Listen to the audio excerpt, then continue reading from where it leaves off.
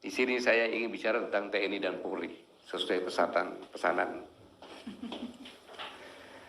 Kampus-kampus sedang menunjukkan akal sehatnya. Saya ingatkan TNI dan Polri, semua prajurit TNI dan Bayangkara, kampus-kampus sedang menunjukkan akal sehatnya. Mengatakan tujuan pendidikan yaitu menjadi insan yang tercerahkan dan mampu berpikiran kritis. Menunjukkan integritas dalam bersikap membela keadilan. Kampus-kampus ini yang tidak disumpah. Saya ingatkan, tidaklah mungkin sekelas guru besar terburu-buru menyatakan sikap tanpa riset, observasi, dan analisa yang jelas.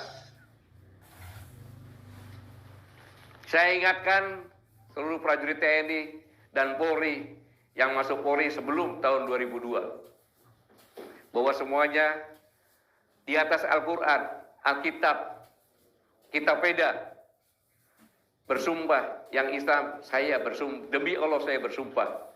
Yang Kristen, Protestan, demi Tuhan saya berjanji.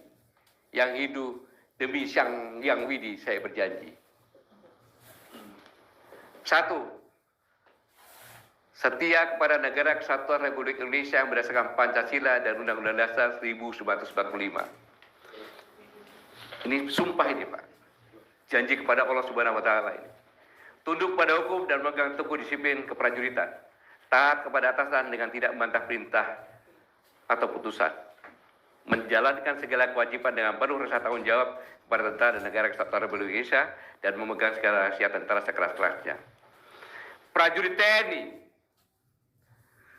dari hasil survei tadi, 85,2% apabila aparatur pemerintah, TNI, Polri ikut cawe-cawe, berpihak, memaksa untuk memenangkan salah satu paslon, tidak netral, maka negara ini akan pecah. Saya ingatkan bahwa negara ini akan pecah berarti sumpah memanggil setiap prajurit TNI dan Polri. Memanggil Allah Subhanahu wa Ta'ala, Tuhan Yang Maha Esa, Sang Hyang Widi, meminta pertanggungjawaban bahwa kalian pernah berjanji kepada aku, bersumpah kepada aku untuk menjaga Indonesia jangan sampai pecah. Yang pertama. Kemudian tunduk kepada hukum dan memegang teguh keprajuritan. Hukum mengatakan sebagai aparatur negara, baik itu polisi, TNI, tidak boleh ikut cewek-cewek, tapi hanya mengawal agar pelaksanaan pesta demokrasi ini berjalan dengan jujur dan adil, luber. Jadi kalau ikut cawe-cawe, dia sudah melanggar hukum. Taat kepada atasan dengan tidak membantah perintah atau putusan. Atasanmu, Presiden Republik Indonesia, Pak Jokowi pernah mengatakan harus netral. Panglima TNI pernah mengatakan netral. Kasat pernah mengatakan netral. Kapolri pun mengatakan netral. Sehingga apabila kamu tidak netral, berarti kamu adalah melanggar sumpah. Dan tidak menjalankan kewajiban dengan menaruh rasa tanggung jawab kepada tentara dan negara Republik Indonesia. Langgar sumpah, saya tidak tahu apa yang terjadi. Tetapi yang jelas, kalau prajurit TNI dan Polri yang lulusan, khususnya Polri yang lulusan sebelum tahun 2002, siapapun juga, maka yang ikut cawe-cawe karena akan menyebabkan disintegrasi bangsa dan sebagian merdeka, maka patut dikatakan mau itu TNI, mau itu Polri, aparatur negara, dia adalah pengkhianat negara. Saya sebagai mantan Panglima TNI mengingatkan anak-anak saya, mengingatkan adik-adik saya, kamu harus selamat dunia dan akhirat. Karena seorang prajurit TNI itu sejak awal secara Islam sudah disiapkan untuk jihad fisabilillah. Anak tunggal tidak boleh ikut. Diperiksa kesehatannya, dilatih, dididik, dipersiapkan, dan disumpah untuk negara. Maka ketika prajurit-prajurit melaksanakan tugas, dia gugur, tidak ada yang gugur dengan menangis. Paling sebelum nafas terakhir, saya titip anak-anak dan istri saya. Tidak pernah. Karena dia sudah tahu bahwa dia tidak sia-sia untuk negara dan dia mati syahid. Setiap orang yang berangkat tugas Mereka sadar ketika ibu menangis melahirkan kamu, semua orang sekelilingmu tertawa. Ketika kau gugur, orang lain menangis, kau tertawa. Tidak tahu aja saya enak sekarang ini. Itulah prajurit TNI. Maka kalau dia mengkhianati negara, itu adalah sampah negara ini. Saya ulangi. Rakyat Indonesia dimanapun berada, ketika melihat ada Babinsa, dan Ramil, Dandim, Darem, Pangdam, Kasat, Panglima TNI, tidak netral, sampaikan dia pengkhianat negara dan sampah. Tidak usah ragu-ragu, karena orang yang melanggar sumpah dari Tuhan tidak bisa dipercaya. Kalau Babinsa diperintahkan oleh Dara Remil untuk tidak netral, sampaikan, komandan itu tidak benar, komandan. Sama Tuhan aja tidak takut, memperalat saya lagi. Ketika Dara Remil diperintahkan oleh Dandim, mengatakan, kamu harus ikut cawe-cawe, harus menekan rakyat, sampaikan. Dandim, Anda bukan manusia normal. Kamu pernah bersumpah bukan beragama. Apa bedanya dengan PKI? Sampah. Karena kalau kamu nututin, kamu pun berarti lebih takut dengan Dandim daripada Tuhan. Demikian pula Dandim. Kalau diperintah oleh Darem atau Pangdam untuk tidak netral, sampaikan. Harus berani nyampaikan.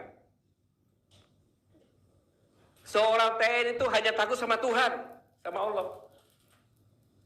Tapi dia pegang prinsip kebenaran. Jadi kalau dia bakal diperintahkan cawe-cawe, berarti pimpinannya tidak benar.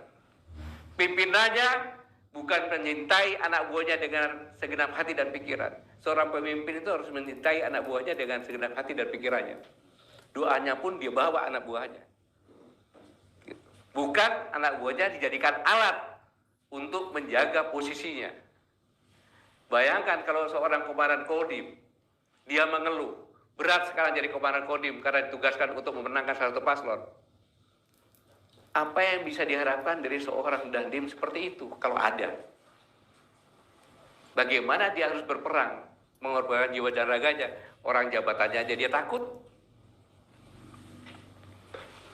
Ini yang harus benar-benar dipahami. Orang marah sama saya, biarin. Saya nggak peduli. Tapi saya punya kewajiban sebagai seorang bapak, prajurit-prajurit saya, anak-anak saya, dan adik-adik saya mengingatkan. Ya namanya juga cari pahala lah gitu kira-kira, Prof. Ini apalagi katanya kau seorang patriot, hanya kehilangan jabatan takut. Seorang kesatria, kenapa kalau laki-laki masih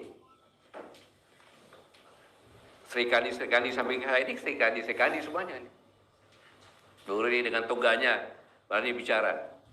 Pasti dengan perhitungan, saya bisa dicopot. Tetapi lebih mencintai negaranya daripada itu. Sarinya berita nih, Sarita. Ya. Serikandi pemberani.